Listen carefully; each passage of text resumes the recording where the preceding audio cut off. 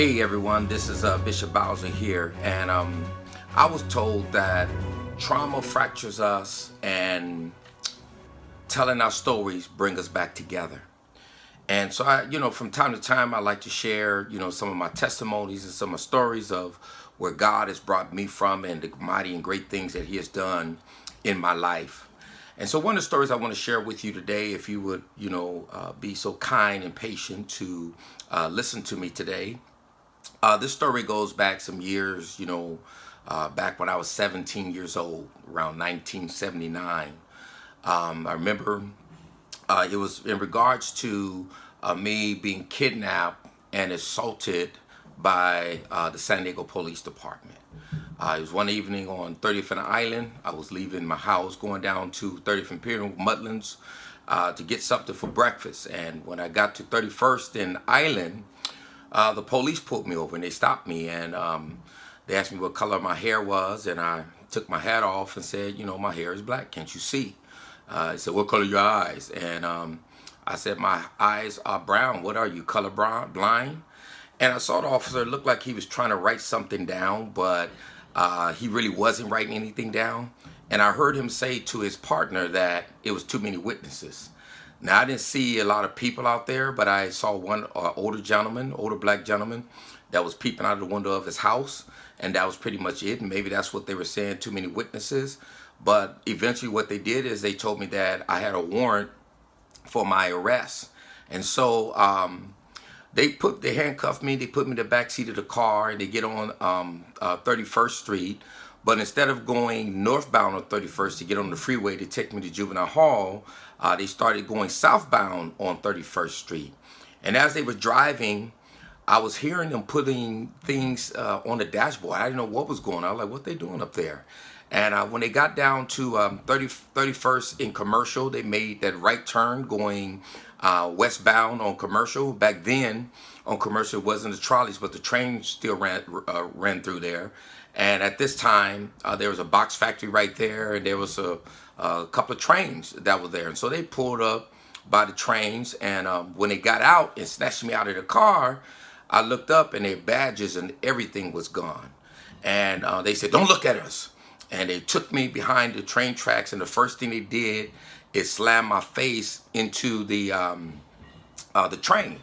I thought for sure that my face was just gashed in. It was in a lot of pain. I was still conscious, but I was in a lot of pain, and I was scared to death. I thought for sure that those two officers were going to kill me. I felt helpless, vulnerable. I was handcuffed. There was nothing that I can do. And then they had their billy clubs where they assaulted me with their billy clubs. And to be honest with you, what was more painful to me is that slamming with my face into the train versus the assaults that I received from them with the billy clubs. And they assaulted me and told me that I better not ever run my mouth off to them again. The next time I see them, I better talk to them with respect, and so on. And so they finally left, and they told me not to look when they were getting ready to leave, but I happened to peep back and see the number on the car. And I went downtown. That's when the police department was on Market Street by Harbor. And I filed a complaint, but nothing never happened. The officers still worked the beat. They still harassed me. In fact, one of the police officers that harassed me had shot someone else that I knew around that time also. And so it was about 20 years later that the other officer, the one that didn't shoot someone but stayed on the force, called me like 20 years later and apologized for what he did. He said, hey, I was one of the guys that took you to the train tracks. And, of course, I remember that very vividly. And he said, hey, man, I'm sorry about that. I apologize. I was young back then. And I accept the apology because I'm a forgiving person. I walk with forgiveness in my heart no matter what. And actually, we met a couple of times and had some lunch together and the whole shebang. But that experience was one of my experiences that really impacted my life. And even today, in dealing with police officers, I know that you have a lot of crooked and corrupt police officers. So when I hear something happen to an individual in the community, I believe it, because for the most part, of course, you got to look at the facts. But, I have my doubt about police officers because of the way I was treated and then the way I'm treated today.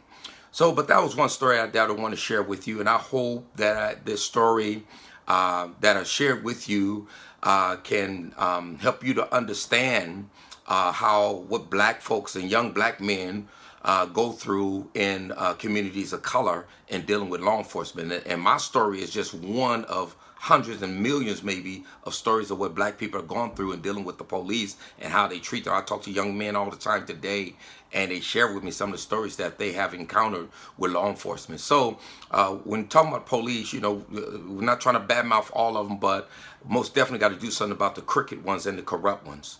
All right, God bless you. And I hope this story helped you to understand what we go through in our communities.